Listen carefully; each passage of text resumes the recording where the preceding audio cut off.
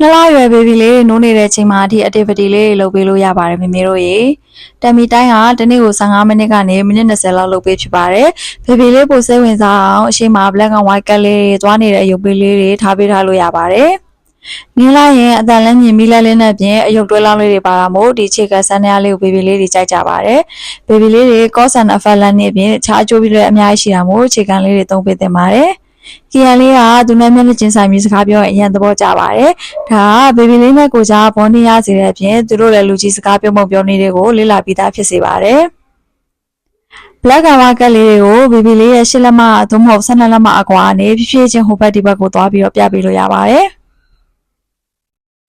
ဒီအဝတ်ရုပ်လေးတွေက baby လေးတွေရဲ့အာရုံခံစားမှုကိုဖွံ့ဖြိုးစေပြီးတော့မတူညီတဲ့အရာဝတ္ထုတွေခံစားမှုနားလည်စေပါတယ်။ချွတ်ဆိုအတန်လေးတွေလည်းမြည်ရတော့သူတို့ပို့ပြီးစိတ်ဝင်စားကြပါတယ်။ဒါရီကကီယန်လေးနိုးနေတဲ့အချိန်မှာလုပ်ပေးဖြစ်တာလေးပါမေမေတို့ဘာလေးလုပ်ပေးဖြစ်တာလဲဆိုတာလည်းပြောပေးခဲ့ပါအောင်เนาะ bye bye